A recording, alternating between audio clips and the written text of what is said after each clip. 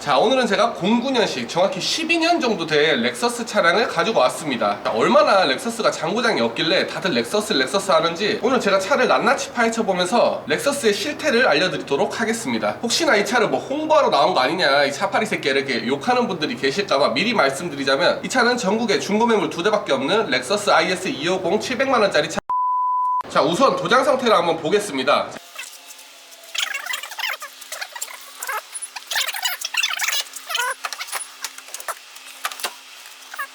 자, 과연 12년이나 된 렉서스 도장 상태는 어땠을까요? 사실 동급 연식들의 이제 국산차를 보면 군데군데 부식이 생겨가지고 뭐 도장은 물론이고 뜯어지는, 깨지는 그런 상황이 발생하기도 합니다. 특히 뭐 포토 이런 거에서는 굉장히 심해요. 사실 얘는 그런 건 보이지가 않아요. 근데 얘 상태는 아까 말씀드렸다시피 좋아요. 솔직히 이런 거는 좀 본받아야 돼요. 12년이나 된 차량임에도 불구하고 요즘 나오는 국산차들처럼 오래됐음에도 불구하고 뭐 녹이 쓰거나 도장이 깨지거나 색깔이 변하는 그런 현상은 이제 찾아볼 수가 없었습니다. 자, 라이트를 보시면 뭐 영상으로 잘 나올지 모르겠는데 이게 살짝 황변, 갈변, 뭐지? 어쨌든 그게 된 거예요. 약간 누리끼리한 모습이 있죠.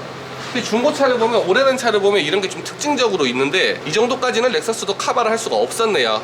황변이나 갈변이 됐을 때는 간단하게 한 10만원 안쪽으로 라이트 복원을 하면 거의 깨끗하게 이제 복원이 된다고 보시면 됩니다. 저도 이거 복원을 해서 팔아야겠네요.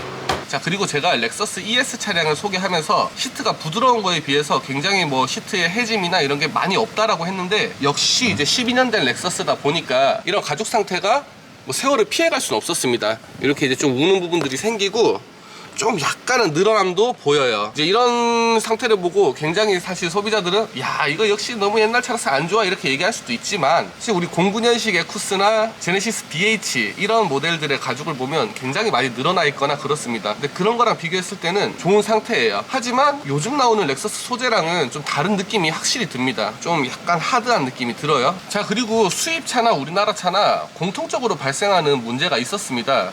버튼 까짐들이 굉장히 심했어요. 그래서 그거를 뭐 하나하나 사가지고 끼우기도 귀찮고 이래서 이 까진 상태를 흉하게 이제 수입차나 국산차를 타는 분들이 계신데, 이 차는 과연 어떨지 한번 확인해 보겠습니다. 정말 신기하게도 얘네들은 뭐 다른 소재를 썼나? 이 버튼 까짐이 전혀 없어요. 심지어는 기어봉에도 크게 기스가 없습니다. 이 가죽을 둘렀는데 어떻게 이렇게 다르게 소재를 썼을까요? 진짜 좀 부럽네요. 우리나라 차가 참 이랬으면 정말 좋았을 텐데 좀 부럽기까지 합니다. 자, 그리고 이 연식에 통풍 시트, 또 뭐 메모리 시트, 뭐 전동 시트 할 거 없이 버튼 시동까지, 이 당시에 이 정도 옵션이면 이제 우리나라 차에는 대형 차에나 넣어줬을 법한 그런 옵션들이죠. 근데 문제가 있습니다. 치명적인 문제는 2016년식 17년식 렉서스도 이 차랑 옵션이 다를 게 하나도 없다는 거예요. 거의 똑같아요. 자, 이런 기본기들 그런 것만 믿고 옵션을 계속 업그레이드를 안 해준 거는 이 렉서스의 약간 치명적인 단점입니다. 한 15년도 이후에 국산차랑 렉서스, 제네시스랑 비교를 하면 압도적으로 제네시스가 옵션이 좋아요. 호화 옵션들이 훨씬 많이 들어있죠. 자, 이제 19년형부터 ES 나온 거 보면